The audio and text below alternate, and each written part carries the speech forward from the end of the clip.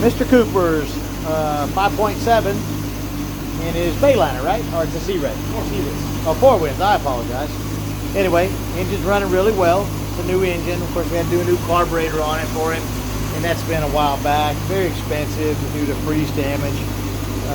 Probably did about 30 or 40 of them from people, and it's sad, but we're still dealing with that with a lot of customers.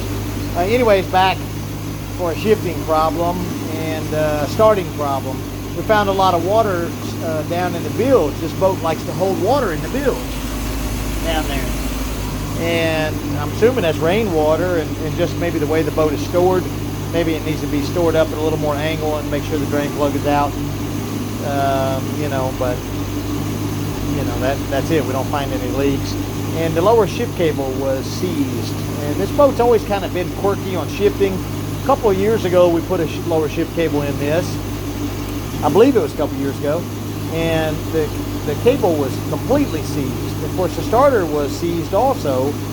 And I'm assuming this is all due to moisture down in there, but it could have also been due to the drive aging and the flange area where the gasket is for the drive was pitted pretty bad. So we took some extra measures when we put the drive back on, and we really thoroughly cleaned that gasket area. We put 2 different kinds of sealers along with new gaskets, of course, and hopefully that fixed it. I believe it did fix it to keep water from backing up inside of that shift cable. So this is the first test run.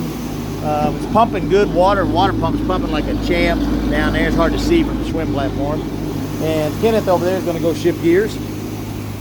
So let's get this thing. Now these have a control switch, the Cobras, and they got 2 micro switches on there and a shift control module. And there's always been a bunch of drama since the day they were made. It's just not a perfect world. But this one now with the new lower shift cable seems to be working pretty well. When he shifts gears, there's a micro switch over here inside of this that will activate and will use a module to stall the ignition power. If it takes too long to shift, if the engine RPMs are too high, or the lower shift cable is sticking, or something, you know, something's happened, you know, then the engine could die, and you can put it neutral, start it right back up. So we want the engine to stall so it can go into gear, because it's a metal-to-metal interface down in that drive unit. There's not a clutch like a car would have. It's actual metal-to-metal. So they use this spring-loaded mechanism over here. This whole mechanism has got a pretty healthy spring on the backside, kind of hard to see, that puts pressure on it and at the same time stalls the engine so it can slow down enough to where it can clink, go into gear. So a little noise when you shift is perfectly normal. And that was my son up there messing with me. What did you do? Oh, he was checking the kill switch. So kill switch works, that's good. Glad you checked it. Safety is very important. Okay, let's go ahead and put it in forward gear. Now you see the way that engine stalled just for a second so it can shift? That's exactly what it's supposed to do. And I'm glad to see that that's working like it's supposed to. That's forward gear. Now let's go back to neutral, please. Now we want to wait till the props quit spinning just for a second so we're not overloading it. And go to reverse. Same thing. The prop was spinning just a little bit, so it took it a little bit longer to shift, but it stalls the engine so they can go into gear. Go into neutral.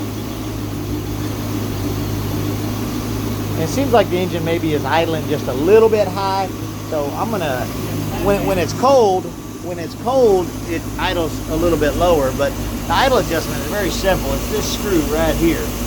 And if we just back it off a little, I can drop those engine RPMs ever so slightly. That's about a quarter of a turn. That probably dropped at about 100 RPMs. Okay, let's go to forward gear again.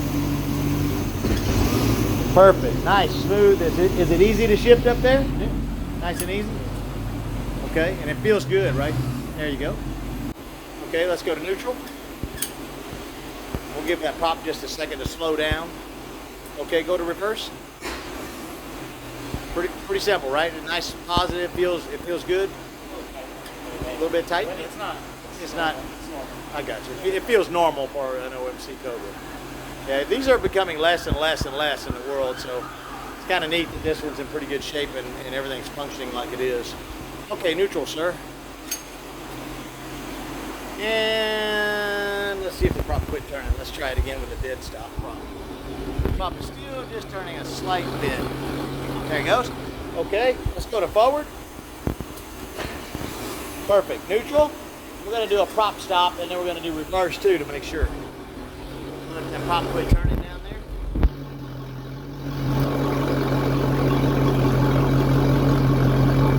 Okay. Let's go to reverse. Uh-oh, she died, right? Okay, that's OMC Cobra. Go ahead and start it up. I did lower the RPMs a little. Start it. Okay, let's go to reverse. All right, so maybe I need to bring those RPMs back up just a little bit. We don't have a working tachometer, so I'm just... It's starting to work? Okay. Let's try reverse again, please. Are you in reverse? Yeah. Well, that went nice and easy that time, didn't it? Okay, do it again. All right, neutral. We'll let the prop stop.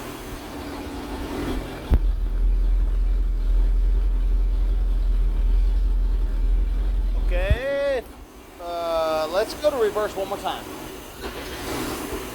Seems to stumble a little bit more going into reverse. That might be due to the gear ratio in the drive unit. Nothing we can do about it. All in all, I'm going to give it a clean bill of health. We've run it quite a bit. We ran it a little bit before the video, but we had to adjust the cable a little, which is common. And the cable is very simple to adjust. The adjustment for the cable is right there. You pull that little bitty cotter pin out, and you slide that barrel out, and you rotate the barrel around that shaft 1 to 2 turns at a time, put it back in and test it. And if you go the wrong way, just take the cotter pin out and turn the barrel the other way until you get it to shift exactly like you want. They make that really easy to adjust because they know that cables stretch and things change, and sometimes you got to make these adjustments. As well, they make all this stuff adjustable. I mean, this thing's got a slot that adjusts, these micro switches adjust. I mean, there's so much adjustment on here. It really is a kind of a nightmare if you start tampering with it too much. You can really cause yourself some problems. So go into forward gear. You can see that shift switch right there. Okay, go to neutral. Now when you pop it out of gear, it doesn't really have any pressure on it. So let's go to forward again. Okay, and that stalls the engine just for a second. Back to neutral. And we're going to let that prop stop, and we're going to watch that switch, see how long it stays activated. That's the spring tension arm that's shifting gears in the drive on the outside of the boat. Okay, reverse. You see how it stayed just a hair longer. Neutral. Now the prop's turning. Go to reverse again. That's what it does. Now if I reach down here, you can see it right here, and I pull this up, I can stall the engine.